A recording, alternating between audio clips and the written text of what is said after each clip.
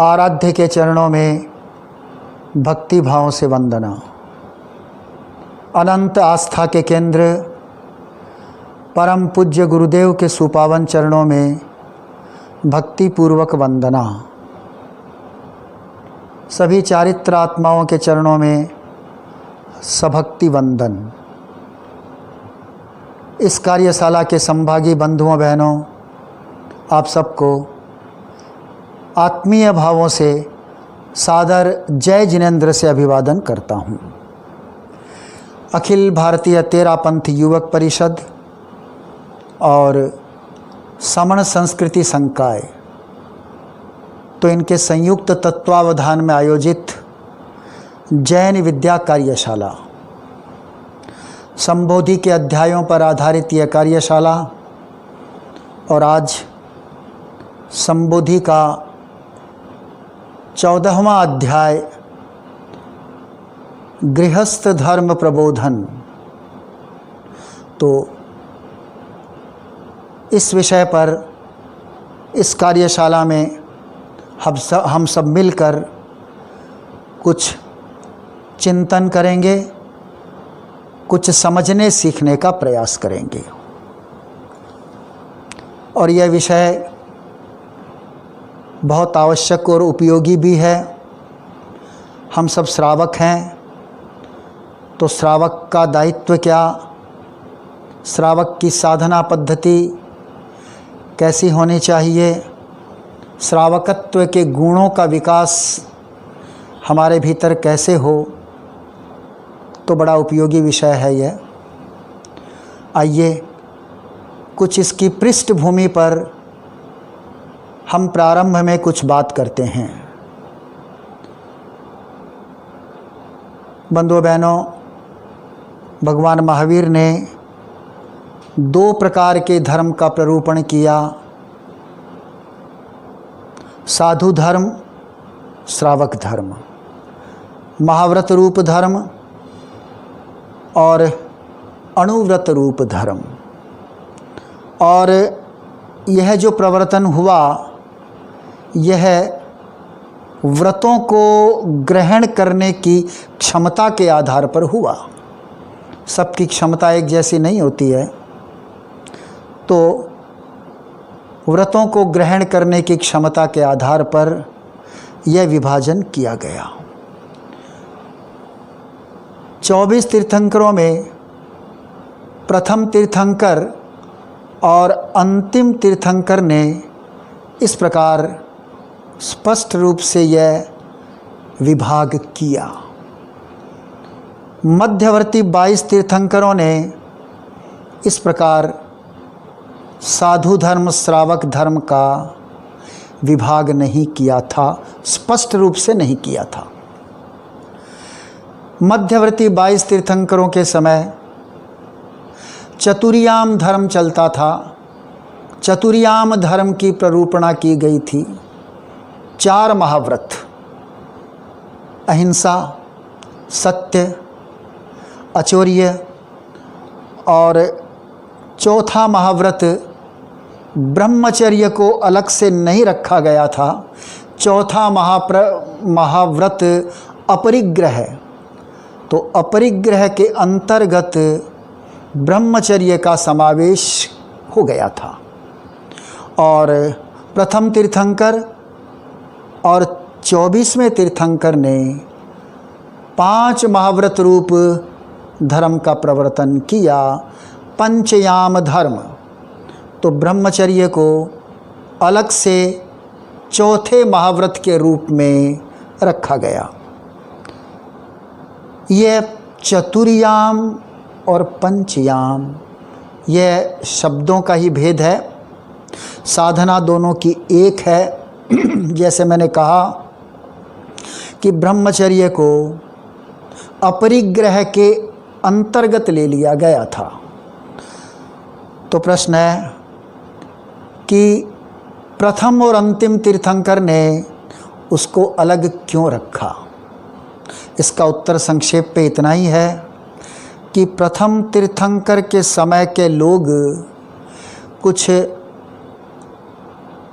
बड़े भोले प्रकृति के कहूँ सहज सरल थे तो उनको कुछ खोल करके स्पष्ट करते हुए बताना ज़रूरी था, इसीलिए ब्रह्मचर्य को अलग से रखा गया।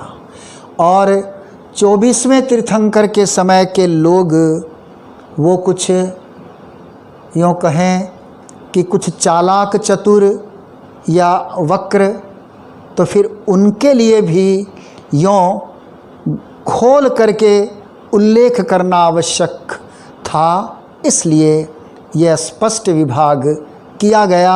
और जैसा मैंने कहा, चातुर्याम पंचयाम दोनों में साधना में कोई अंतर नहीं था। तो 22 तीर्थंकरों के समय जो इन 4 महाव्रतों का पूर्णतः पालन करते वे साधु कहलाते, और जो इसकी आंशिक आराधना करते वो श्रावक कहलाते।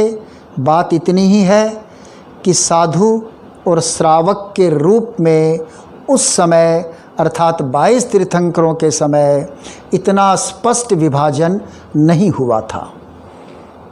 आइए अब हम थोड़ा वर्तमान श्रावक धर्म की पृष्ठभूमि, उसका आधार, तो थोड़ा उस पर विचार करते हैं। अतीत में जाना होगा, भगवान महावीर का साधना काल, और भगवान महावीर कठोर साधना कर रहे हैं।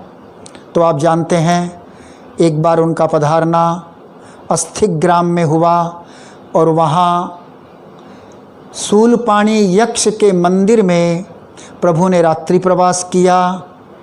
और उस रात शूलपाणी यक्ष ने घोर उपद्रव दिए, घोर उपसर्ग दिए। वो तो समता की मूर्ति थे प्रभु महावीर, समता से उन्होंने सहन किया।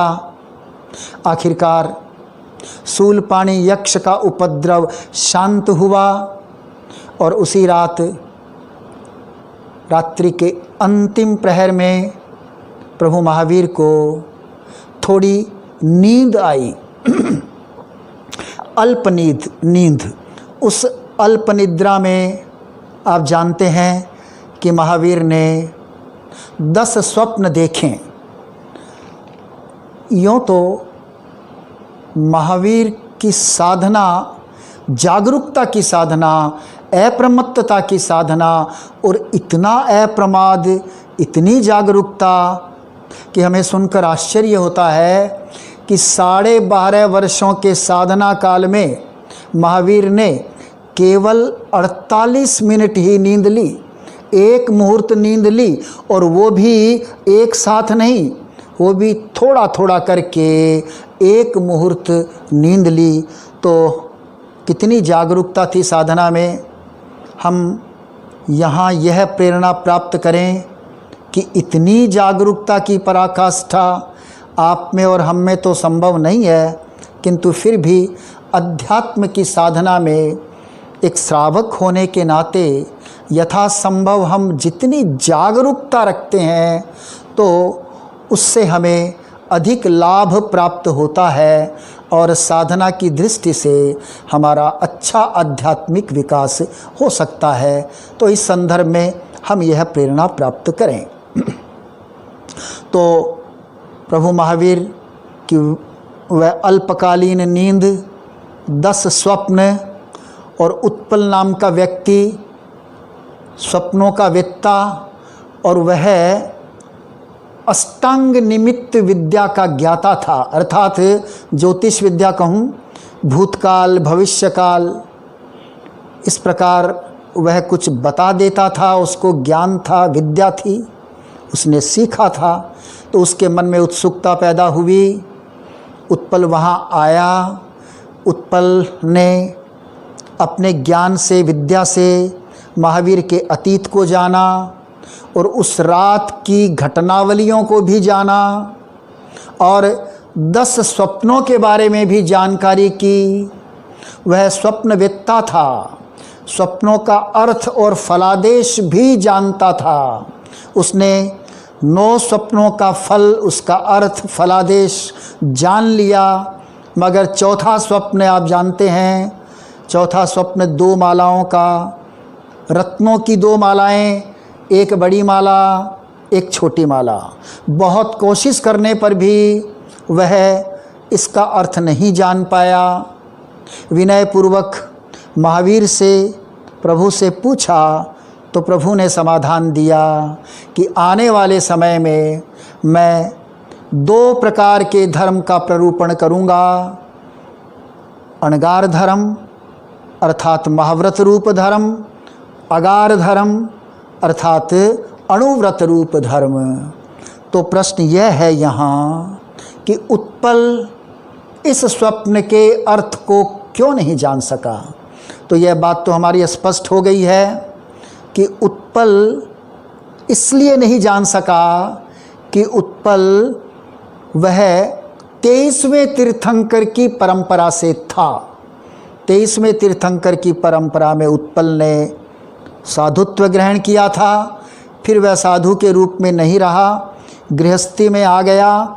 और जैसा मैंने अभी कहा, उस समय श्रावक धर्म और साधु धर्म का स्पष्ट विभाग नहीं होने के कारण उत्पल इस चौथे स्वप्न को नहीं जान सका। बंधुओं बहनों, यह कुछ संक्षेप में मैंने श्रावक धर्म का आधार कहूँ, पृष्ठभूमि कहूँ, इसे आपके समक्ष प्रस्तुत करने का प्रयास किया। बंधुओं बहनों, वास्तव में श्रावक तो वह होता है जिसके जीवन में त्याग है, संयम है और जो यथाशक्ति अहिंसा आदि जो व्रत है उनका आचरण करता है, अनुपालन करता है और जो अनावश्यक हिंसा से बचता है, अनावश्यक हिंसा से डरता है। तो सहजता, सरलता, त्याग, संयम आदि आदि जिसके जीवन में है, सही अर्थों में वह श्रावक है। बंधुओं बहनों, इसी संदर्भ में मेघ कुमार ने, अणगार मेघ ने प्रभु महावीर से एक प्रश्न किया, जिज्ञासा की।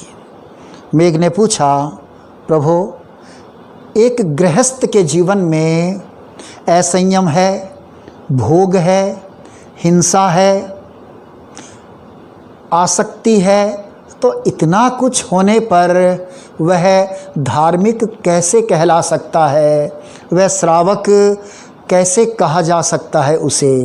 प्रभु ने समाधान दिया, हिंसा, असंयम और भोग, आसक्ति, उस दृष्टि से वह धार्मिक नहीं है, वह श्रावक नहीं है, मगर उसके जीवन में जितना जितना व्रत है, अहिंसा है, संयम है, अनासक्ति है, उस अपेक्षा से वह श्रावक है और उसी अपेक्षा से वह अगार धर्म का अर्थात श्रावक धर्म का साधक है।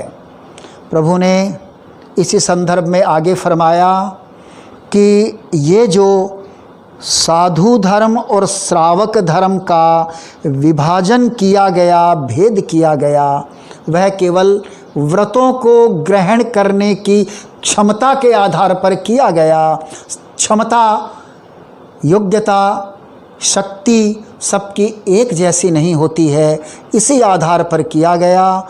बाकी लक्ष्य को प्राप्त करने का मार्ग साधु के लिए भी वही और श्रावक के लिए भी वही। दोनों के लिए साधन, उपाय, लक्ष्य को, साध्य को प्राप्त करने का वह एक ही है और वह है व्रत, वह है त्याग और तप, और वह साधन है रत्नत्रयी की साधना। रत्नत्रयी, बंधुओं बहनों, इस रत्नत्रयी के संदर्भ में भी इस अध्याय में यह एक जिज्ञासा रखी गई कि सम्यक दर्शन, सम्यक ज्ञान, सम्यक चारित्र, ये जो रत्नत्रयी है, 3 रत्न है, इनमें से जो आपस का संबंध है, तो पहले बाद का, कौन पहले कौन सा बाद में, यह संबंध कैसा है। तो समाधान मिला कि सबसे पहला स्थान है वह सम्यक दर्शन का है। सम्यक दर्शन अगर नहीं है तो ज्ञान सम्यक नहीं हो सकता। सम्यक दर्शन के बिना सम्यक ज्ञान भी नहीं है, और सम्यक ज्ञान के बिना सम्यक चारित्र नहीं है, और सम्यक चारित्र के बिना फिर निर्वाण नहीं है, मोक्ष की प्राप्ति नहीं है। तो यह उसका एक क्रम है। इस संदर्भ में आध्यात्मिक विकास की जो आधारशिला है वह सम्यक दर्शन है। हम श्रावकों को इसे अच्छी तरह से समझना चाहिए। इस संदर्भ में पूर्व की कार्यशालाओं में कुछ प्रसंगवश हमने बात की है। अब हम आगे बढ़ते हैं।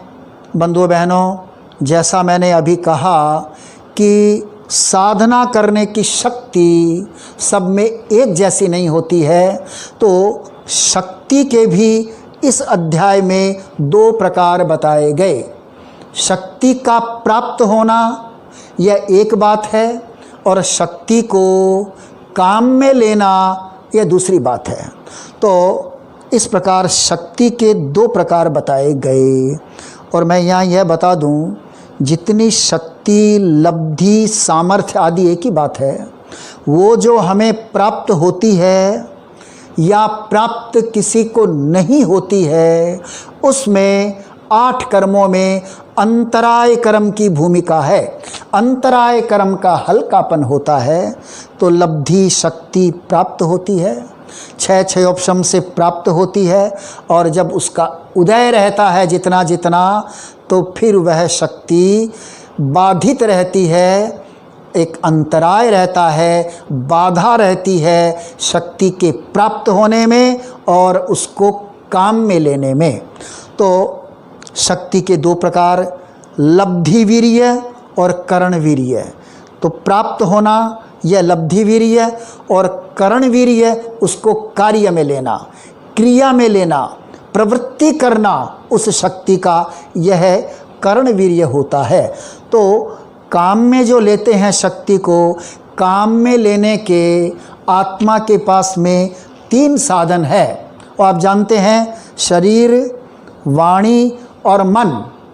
तो इसी आधार पर जो काम में लेना, जिसे हम करण वीर्य कहते हैं, जिसे हम प्रवृत्ति कहते हैं, तो फिर करण वीर्य के भी इस अध्याय में 3 प्रकार बताए गए।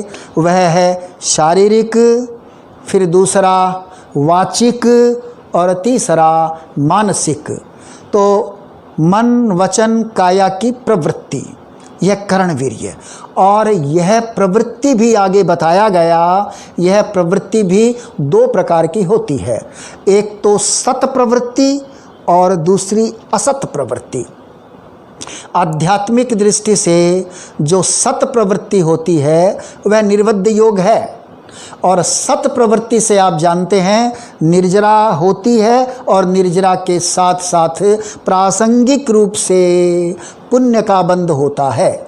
और जो असत प्रवृत्ति है, मन वचन काया का अशुभ योग है, उससे तो अशुभ कर्मों का बंध होता है। यहाँ हम यह प्रेरणा प्राप्त करें कि हमारी प्रवृत्ति अधिक से अधिक सत हो, शुभ हो, निर्वध्य हो।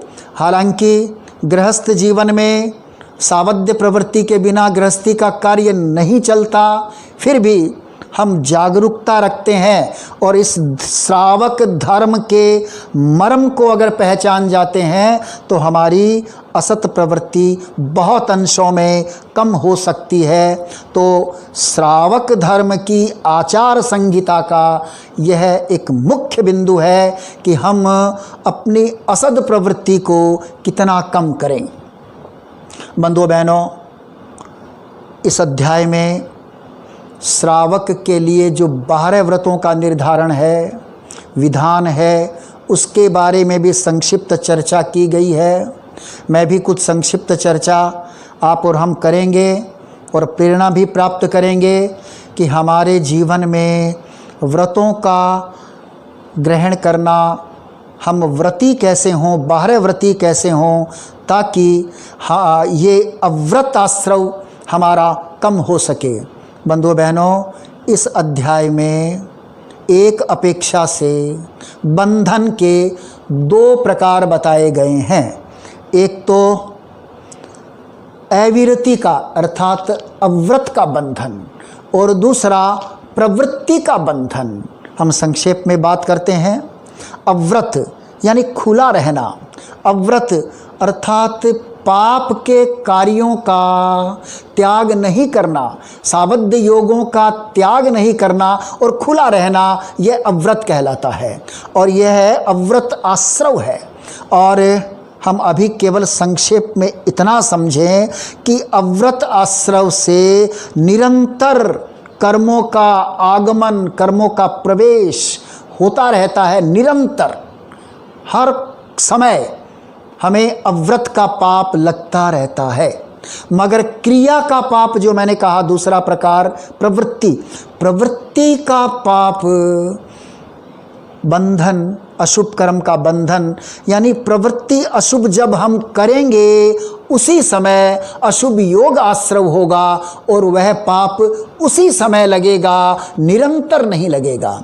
इसलिए अव्रत आश्रव का पाप निरंतर न लगे, श्रावक का यह कर्तव्य है, उसकी यह जागरूकता है कि वह व्रतों को ग्रहण करे। 12 व्रत का विधान, 12 व्रतों में आप जानते हैं 5 अणुव्रत, 3 गुण व्रत और 4 शिक्षा व्रत।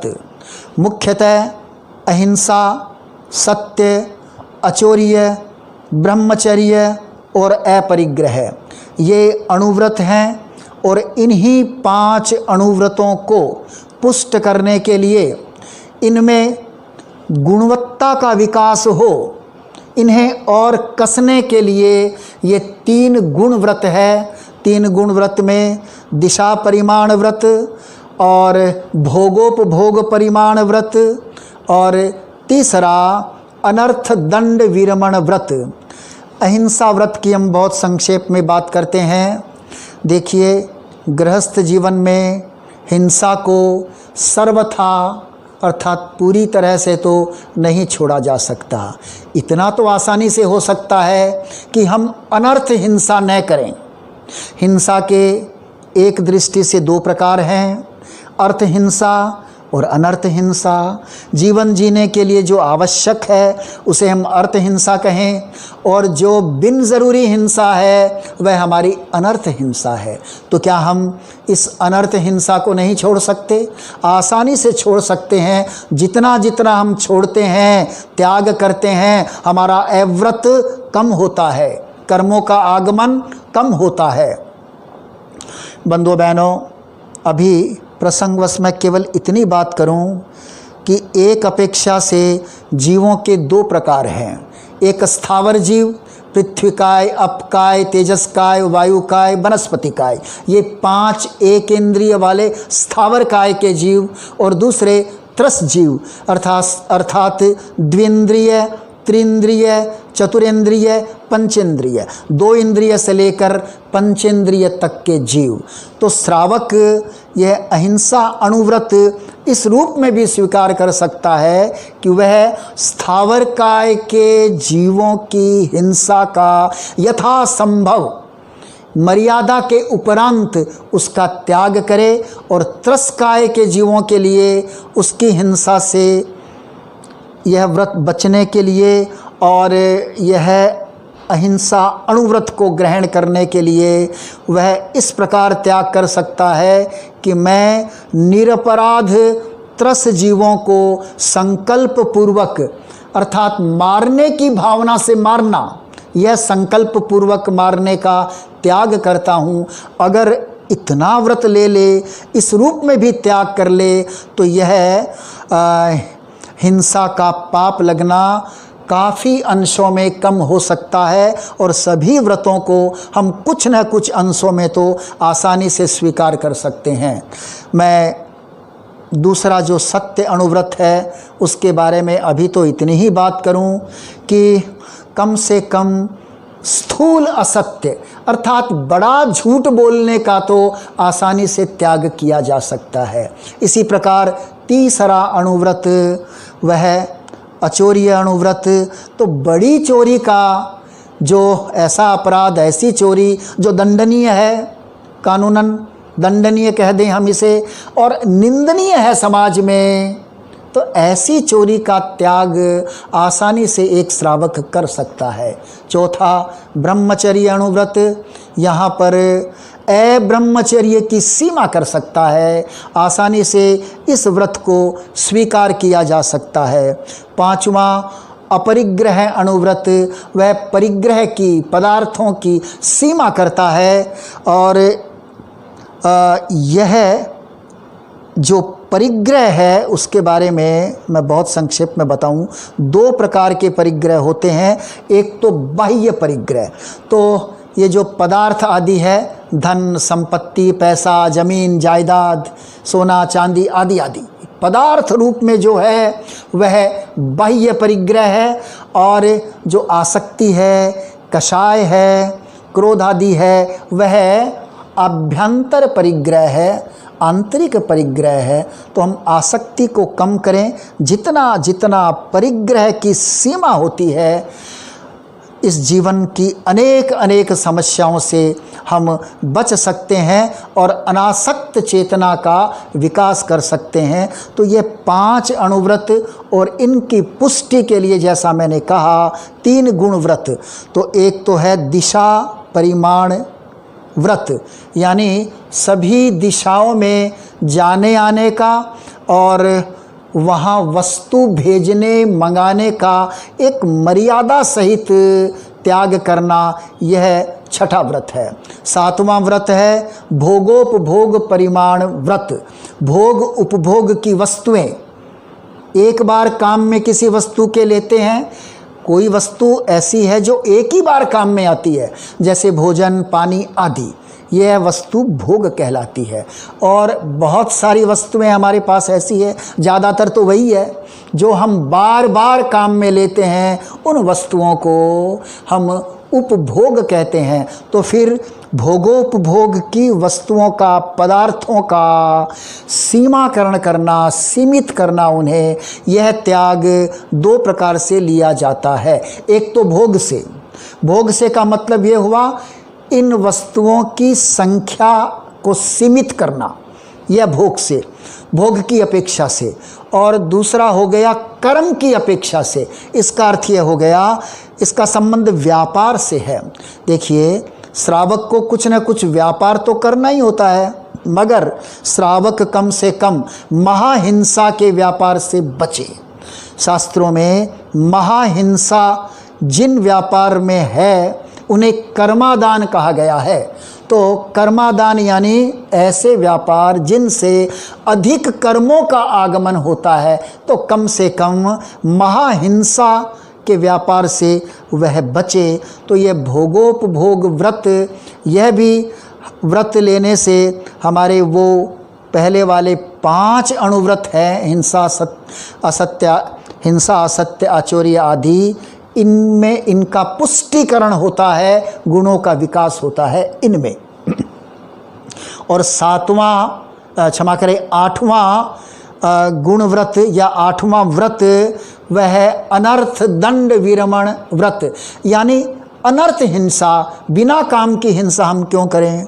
जैसे उदाहरण के लिए हम बिना मतलब बेवजह पानी वेस्ट करते हैं, आसानी से बच सकते हैं, उसकी हिंसा से बच सकते हैं। तो फिर मान लीजिए पंखा, लाइट, बिजली, एसी ये सब चला करके छोड़ दिया, लापरवाही की, तो क्या हम इस हिंसा से नहीं बच सकते? आसानी से बच सकते हैं। बेमतलब हम किसी फूल को तोड़ते हैं, किसी पेड़ की डाली या पत्ते को तोड़ते हैं, तो इससे हम आराम से, आसानी से बच सकते हैं। बेवजह हम वनस्पति को कुचलते हुए हरी घास पर चलते हैं, पास में दूसरा रास्ता है उसको छोड़ते हैं और वनस्पति काय के जीवों की हिंसा करते हैं, क्या इससे नहीं बच सकते हैं? बच सकते हैं। और हम देखते हैं कि बिना काम का कभी कभी हम गुस्सा करते हैं, हंसी मजाक, अशिष्ट हंसी मजाक करते हैं, वार्तालाप में किसी को ताना मार देते हैं, उसकी हंसी उड़ा देते हैं और फिर अपशब्द बोल देते हैं। क्या अगर हम सोचें, ऐसे अनेक कार्य हैं। अनर्थ दंड, दंड यानी हिंसा, अनर्थ यानी बिना काम की। तो तो ऐसे हम अनर्थ हिंसा से आसानी से बच सकते हैं। तो यह व्रत भी हम ग्रहण करके अव्रत आश्रव को बहुत अंशों में कम कर सकते हैं। आगे जो ये 4 शिक्षा व्रत है वो प्रयोगात्मक है, समय समय पर हम इनका आसेवन करते हैं, उनकी साधना करते हैं। जैसे 9वां सामायिक का व्रत, यानी श्रावक सामायिक तो अवश्य करे, समता की साधना, आत्मा के समीप रहने की साधना, ये सामायिक की साधना। 48 मिनट 1 मुहूर्त के लिए 2 करण 3 योग से सावध योग का, सांसारिक कार्यों का, बाहरी जिंदगी से संपर्क तोड़ करके और आत्मा के समीप रहना, तो समता की साधना यह सामायिक है। आगे 10वां व्रत देशावकाशिक व्रत, यानी छोटे मोटे त्याग, एक समय सीमा के साथ, एक कालावधि के साथ जो हम छोटे मोटे जितने भी त्याग करते हैं, 1 घंटा के लिए किया, 2 घंटा के लिए किया, 1 दिन के लिए किया, या फिर 1 सप्ताह के लिए, 15 दिन के लिए, 1 महीने के लिए, 1 साल के लिए, अपनी मर्जी के मुताबिक कोई भी समय सीमा डाल करके हम त्याग करते हैं, वो सब देशावकाशिक व्रत है। किसी ने नौकारसी की, किसी ने पौरुषी की, एकासन किया, उपवास किया, रात्रि भोजन का त्याग किया, थोड़ी देर का मौन किया, खाना खाने के बाद में यह त्याग किया कि अभी मैं 2 घंटे तक चौविहार त्याग करता हूँ, आहार नहीं लूँगा, पानी भी नहीं लूँगा। ऐसे अनेक छोटे मोटे त्याग हैं जो हम कर सकते हैं। बंधु बहनों, जो अभी मैंने 6ठा व्रत कहा वह दिशा परिमाण व्रत है। एक उदाहरण देता हूँ। मान लीजिए किसी ने यह त्याग किया कि मैं अपने देश भारत को छोड़कर विदेश यात्रा नहीं करूँगा, तो वह तो जीवन भर का त्याग है। मैंने कहा 8 व्रत जीवन भर के लिए स्वीकार किए जाते हैं, तो ऐसा त्याग किया। अब अगर वह यह त्याग करे कि मैं इस महीने या इतने दिनों तक अपना गांव या शहर छोड़ करके बाहर नहीं जाऊंगा, तो यह उसका त्याग 10वां देशावकाशिक व्रत होता है। और मान लीजिए 7वां जो भोगोपभोग व्रत है, उसमें किसी ने यह त्याग किया कि मैं जीवन भर 25 हरी सब्जी से ज़्यादा सेवन नहीं करूँगा, त्याग करता हूँ। अब मान लीजिए उसने 1 दिन के लिए यह त्याग किया कि मैं आज के दिन हरी सब्जी खाऊंगा ही नहीं, आज के दिन मैं 1 या 2 हरी सब्जी से ज़्यादा काम में नहीं लूँगा। यह जो त्याग है वह देशावकाशिक व्रत के अंतर्गत आता है। इस प्रकार ऐसा त्याग करने से हम 5 अणुव्रतों को और उसको कस सकते हैं, उसको और पुष्ट कर सकते हैं, उसमें और गुणों का विकास कर सकते हैं, गुणवत्ता ला सकते हैं। तो 11वां व्रत है वह पौषधोपवास व्रत है, अर्थात उपवास के साथ, चौविहार उपवास के साथ, पानी नहीं पीना होता है, चौविहार उपवास के साथ दिन रात जो सावध योगों का त्याग होता है, यह पौषधोपवास व्रत है। और अष्टप्रहरी, चतुष्प्रहरी और 6 प्रहर के पौषध भी मान्य है। याद हमें यह रखना है कि पानी पी करके उपवास करते हैं तो फिर यह पौषधोपवास व्रत नहीं होता है। अभी 12वां व्रत यथा संविभाग व्रत, अर्थात साधु को दान देने की भावना रखना, सुपात्र दान, शुद्ध साधु, शुद्ध वस्तु और भावना शुद्ध, इन तीनों का योग हो तो यह व्रत फलित होता है। तो प्रत्येक श्रावक का यह कर्तव्य है कि संयम की जो साधना करते हैं उनको वो सहयोग करे। किस रूप में करे? अपने हिस्से की वस्तु का संविभाग करके करे। यह विषय भी जानने योग्य है, तो अभी हम इतना विस्तार से बात नहीं कर सकते। श्रावक के ये 12 व्रत हैं और इस संदर्भ में मैंने संक्षेप में तो कुछ बात कही, पर हम श्रावकों का यह कर्तव्य है कि हम इन व्रतों को ग्रहण करें, 12 व्रती श्रावक बने। 12 व्रती श्रावक बनना कोई कठिन नहीं है, बहुत आसान है और काम इससे बहुत बड़ा होता है। यानी अव्रत आश्रव जो खुला है पूरा, वह बहुत सीमा में आ जाता है और हमारी आत्मा अशुभ कर्मों के बंधन से बच सकती है। बंधुओं बहनों, मैं अपनी बात को संपन्न करने से पहले इस अध्याय में श्रावक की 11 प्रतिमा का वर्णन है। मैं अभी इसके बारे में चर्चा नहीं करूँगा। 11 प्रतिमा ये उच्च स्तरीय साधना है। व्रत दर्शन प्रतिमा, व्रत प्रतिमा, सामायिक प्रतिमा, फिर पौषध प्रतिमा, कायोत्सर्ग ब्रह्मचर्य प्रतिमा आदि आदि। तो इसे हम अपनी पुस्तक से, श्रावक संबोध या अन्य किसी पुस्तक से श्रावक की 11 प्रतिमाएं क्या होती है, इसके बारे में जानकारी हम करने का प्रयास करें। और इस अध्याय में एक महत्वपूर्ण बात यह कही गई कि श्रावक अपने जीवन में जितना जितना खुला है, हिंसा आदि है, भोग आदि है तो वह पाप। हिंसा कभी कैसे अहिंसा हो सकती है? हिंसा 3 काल में भी अहिंसा नहीं हो सकती, हिंसा हिंसा ही रह सकती है।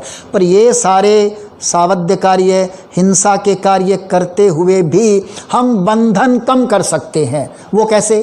उन कार्यों में अगर हमारी लिप्तता, हमारा जुड़ाव, हमारी आसक्ति अगर कम है तो फिर बंधन हमारा कम होगा, शिथिल होगा, गाढ़ा नहीं होगा।